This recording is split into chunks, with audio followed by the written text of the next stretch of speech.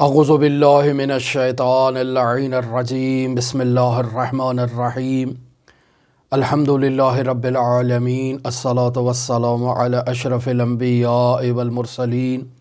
وعلی آلہ الطیبین الطاہرین المعصومین الذین اذہب اللہ عنہم الرجس وطہرہم تطہیرا اللہم صل علی محمد وآل محمد اللہم اخرجنا من الظلمات الوہم واکرمنا بنور الفہم اللہم افتح علینا ابواب رحمتک وانشر علینا خزائن علومک برحمتک یا ارحم الراحمین اما بعد۔ عزیزان محترم، جمال السالکین مرزا جواد آغا ملکی تبریزی کے حالات زندگی پر آپ کے ساتھ گفتگو کا ہم نے آغاز کیا۔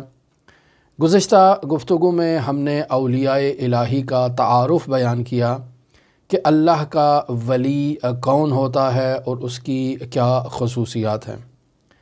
باقاعدہ مرزا جواد آغا ملکی تبریزی کے حالات زندگی میں داخل ہونے کے لیے ہم مرحوم کی تاریخ پیدائش کے بارے میں بیان کریں کہ تاریخی کتابوں میں یا مستندات میں مرحوم کی تاریخ ولادت بالضبط بیان نہیں کی گئی، یعنی دقیق تاریخ ولادت کی طرف اشارہ نہیں کیا گیا، لیکن اکثر منابع میں ان کی تاریخ وفات ایک ہی تاریخ کو بیان کیا گیا ہے کہ 1343 ہجری قمری کو ان کا انتقال ہوا ہے، لیکن تاریخ ولادت سے متعلق 12ویں صدی ہجری میں یعنی 1278 ہجری قمری کو ان کی پیدائش ہوئی، اور اگر 1278 ہجری قمری کو ان کی تاریخ پیدائش مان لی جائے تو اس طرح سے 65 سال کی عمر میں مرزا جواد آغا ملکی تبریزی کا انتقال ہوا۔ آیت اللہ محسن تہرانی نے مرزا جواد آغا ملکی تبریزی کی تاریخ پیدائش 1247 ذکر کی ہے، تو اس اعتبار سے مرزا جواد آغا ملکی تبریزی اپنے انتقال کے وقت 96 برس کی عمر کے تھے، لہٰذا بالضبط اور دقیق ہم یہ کہہ سکتے ہیں کہ ان کی تاریخ پیدائش کا ذکر نہیں ہے، لیکن تاریخ وفات معین ہے۔ مرزا جواد آغا ملکی تبریزی چونکہ تبریز میں پیدا ہوئے، تبریزی ہی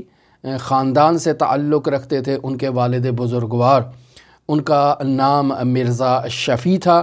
اور وہ تبریز کے ایک نہایت ہی متدین اور نامور تجار میں ان کا شمار ہوتا تھا، وہ تاجر تھے۔ خود مرزا شفیع اہل علم نہ تھے، لیکن نہایت پاکیزہ انسان تھے، اور چونکہ تاجر تھے، مال و دولت کے مالک تھے، انہوں نے مرزا جواد آغا ملکی تبریزی کی جو پرورش ہے وہ نہایت ہی ناز و نعمت میں ان کی پرورش کی ہے، لیکن چونکہ پاکیزہ انسان تھے مرزا شفیع، ان کی خواہش تھی کہ ان کا بیٹا دینی تعلیم حاصل کرے۔ یہ ملکی خاندان عزیزان محترم ملک التجار تبریزی کے ساتھ منسوب ہے، جو ایک نہایت ہی نامور شخصیت ہیں تاریخ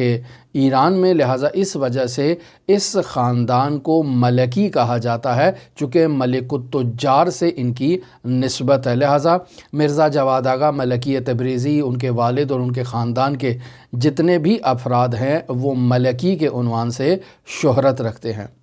مرزا جواد آغا ملکی تبریزی کی اولاد کے بارے میں اگر بیان کیا جائے تو 2 بیٹے مرزا کے بیان کیے جاتے ہیں، ایک کا نام علی ہے، ایک کا نام حسین قلی ہے۔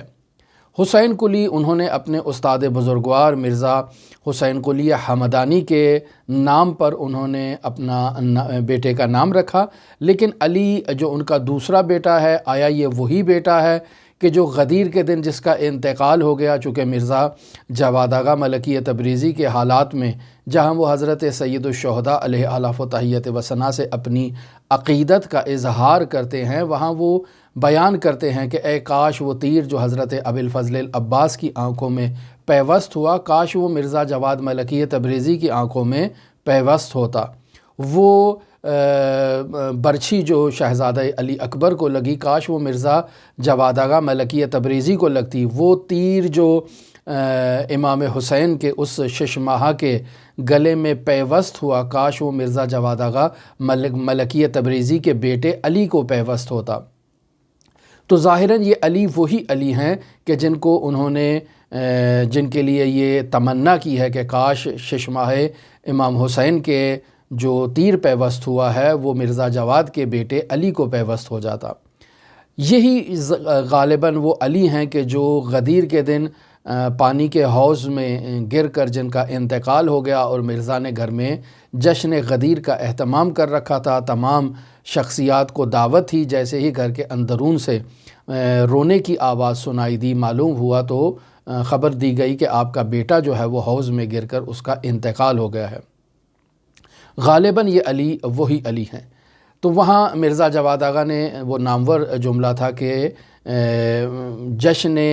غدیر کو اور مولا امیر المومنین کے جشن کو عزا میں تبدیل نہیں ہونے دوں گا، لہٰذا تمام اہل خانہ سے یہ تقاضا کیا گیا کہ وہ خاموش ہو جائیں اور جشن کی محفل کو کماکان جاری رکھا جائے۔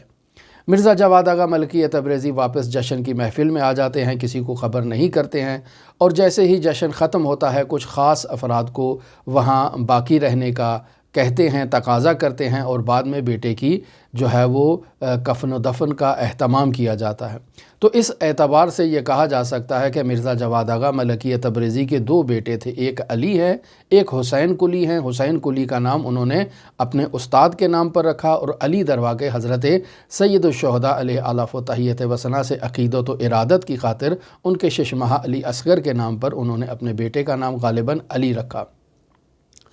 مرزا جواد آغا ملکی تبریزی کے والد، چونکہ ان کی خواہش تھی کہ ان کا بیٹا جواد دینی تعلیم سے آراستہ ہو، لہٰذا بیٹے کو ابتدائی تعلیم یعنی صرف و نحو و منطق و معانی و بیان و بدیع، یہ ابتدائی تعلیم انہوں نے تبریز میں ہی حاصل کی، اور والد کی خواہش پر انہوں نے دینی تعلیم سے اپنے اس بیٹے کو مزین کیا۔ حضرات اہل بیت علیہم الصلاۃ والسلام کی سیرت و تعلیمات کا انہوں نے مطالعہ کیا، جس سے ان کے وجود میں مزید دینی تعلیم حاصل کرنے کی رغبت ایجاد ہوئی۔ تمام تر دنیاوی نعمات کے باوجود انہوں نے اپنے وجود میں جب جھانک کے دیکھا تو انہیں اپنے فقر کی جو ہے وہ سمجھ آئی، لہٰذا غنی مطلق کی بارگاہ کی طرف متوجہ ہوئے اور حوزہ علمیہ نجف اشرف کی طرف انہوں نے رجوع کیا۔ بس مرزا جواد نے ابتدائی تعلیم تبریز میں حاصل کی، اور اعلیٰ تعلیم حاصل کرنے کے لیے نجف اشرف عراق تشریف لے گئے۔ چونکہ بیان ہوا مرزا کی پرورش نہایت ناز و نعمت میں ہوئی تھی، لہٰذا نجف میں ابتدائی جو ایام تھے وہ نہایت مشکل اور نہایت دشوار ایام تھے، چونکہ طلبگی کے ایام، ایک دینی طالب علم کی زندگی کے ایام نہایتی کٹھن، نہایتی دشوار اور نہایتی تکلیف دہ ایام ہوتے ہیں، جس میں ایک طالب علم کے پاس مالی وسائل نہیں ہوتے ہیں، مالی جو مشکلات کا اس کو سامنا کرنا پڑتا ہے، کتابوں کی خریداری میں مشکلات کا سامنا ہوتا ہے، اور نجف کے اس قدیم ایام میں مناسب رہائش نہیں ہوتی تھی، مناسب جو ہے وہ صاف ستھرا پینے کا پانی نہیں ہوتا تھا، مناسب لباس نہیں ہوتا تھا، اور اس قسم کی مشکلات طالب علموں کو درپیش رہا کرتی تھی۔ لہٰذا نجف اشرف میں فقر و تنگ دستی میں مبتلا ہونے کے باعث مرزا جواد آغا ملکی تبریزی جو نہایت ناز و نعمت میں انہوں نے اپنا بچپن گزارا تھا، ابتدا میں انہیں دشواری کا سامنا کرنا پڑا، لیکن چونکہ حضرات اہل بیت علیہم الصلاۃ والسلام کی سیرت و تعلیمات کا مطالعہ کر چکے تھے، اور اہل بیت علیہم الصلاۃ والسلام سے عقیدت کی خاطر وہ نجف اشرف عراق علوم آل محمد کو سیکھنے کے لیے آئے تھے، لہٰذا انہوں نے صبر و استقامت سے کام لیا، اور حضرت سید الاوصیاء امیر المؤمنین علی ابن ابی طالب علیہ آلاف و تحیت و ثنا کی عنایات بھی مرزا جواد آغا ملکی تبریزی کے شامل حال رہیں۔ لہٰذا عزیزان محترم، ایک طالب علم جو نہایت ہی دشوار زندگی بسر کرتا ہے، اگر وہ اپنی ان مشکلات میں صبر و استقامت سے کام لے تو یقیناً یہ اس طالب علم کی شکوفائی میں نہایت اہم کردار ادا کرتا ہے۔ ایک طالب علم جب مشکلات سے عبور کرتا ہے تو ان مشکلات سے عبور کرتے وقت وہ اللہ تبارک و تعالی سے متوسل ہوتا ہے، اور اس توسل کے نتیجے میں ان مشکلات پر